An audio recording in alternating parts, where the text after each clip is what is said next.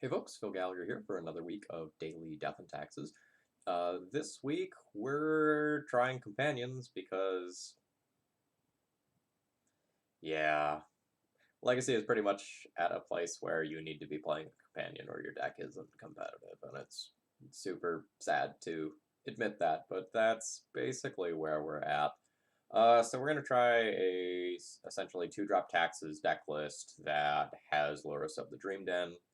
We're going to gain a couple of things by doing this, and we're going to lose a lot by doing it as well. So let's focus on what we gain.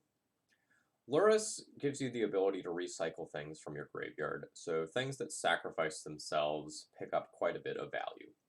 So we have Hope of Girapur, which can be a soft lock for some combo decks.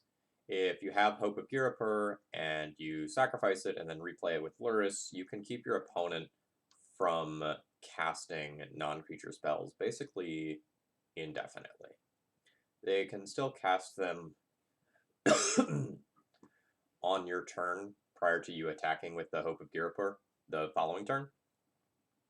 But if there's something like Show and Tell, you basically get a hard lock against them with Lurrus and Hope of Girapur. And that's pretty strong. And we're also going to gain the ability to recur Remorseful Cleric for recurring Graveyard Hate. However, by choosing to play this package, we lose out on Jailer, Prelate, Flickerwisp, Batterskull, Sword of Fire and Ice. Once we lose those two pieces of equipment, it doesn't make a ton of sense to be playing Stoneforge Mystic anymore, because the best life gain equipment that you can get is something like Basilisk Collar or Shadow Spear, and that's super anemic. And to make up for the fact that we're losing out on most of our finishing power by losing the Flicker Wisps, the Recruiter Engine, and a number of other things, we're going to try playing a couple of Serra Avengers and just a decent number of Flyers to hopefully get there via evasion. So we have Hope of Girapur, Serra Avenger, Squadron Hawk, Remorseful Cleric as our ways to actually go and try to finish the game.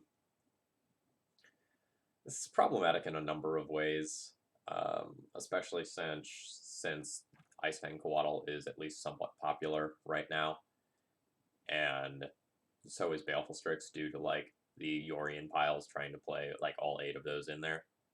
And that means that a bunch of our flyers that don't have something like First Strike are just going to trade with those.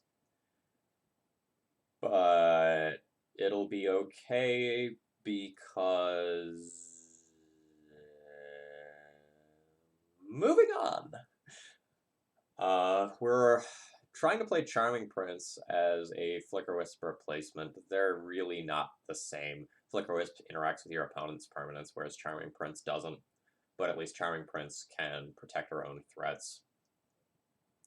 We're going to have far fewer cards that we actually want to blink on our side of the battlefield normally. So normally blinking your Recruiters, your Flickerwisps, your Stoneforge Mystics is really strong, but we don't have those, so Charming Prince is essentially going to be scrying towards the correct things that we need most of the time, or gaining some incidental life. Another problem that I foresee with this deck list is that a lot of creatures here suck in combat. So like Charming Prince, Draenith Magistrate, Phyrexian Revoker, and right now, even to a lesser extent, Thalia, all aren't great in combat. So going into this, I'm not super happy with the deck list, but I need to try something as a starting point.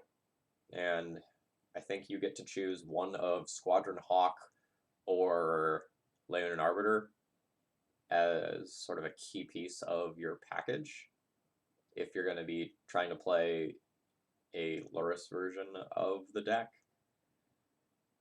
And I'm going with Squadron Hawk because hopefully, like, Hopes, Magistrates, Clerics, Revokers, in large numbers, at least give me some semblance of a chance versus combo. Again, it's probably immediately obvious. I'm not super enthused about this deck list or D&T more generally right now. I think we're really trying to fight an uphill battle by playing this deck in this metagame. But, you know, gotta explore, gotta try to push the archetype forward. The sideboard here, I've split into 3 different piles, excluding Lurrus. So we have the pile of things that are good to recur with Lurrus. We have additional various cards for combo matchups. And then we have Path to Exiles to just help us against the Delver decks, which are going to be everywhere. That's pretty much all I have to say. This week's daily D&T was supported by an anonymous donor, and hopefully I'll make some content that's meaningful and not just get bodied every round.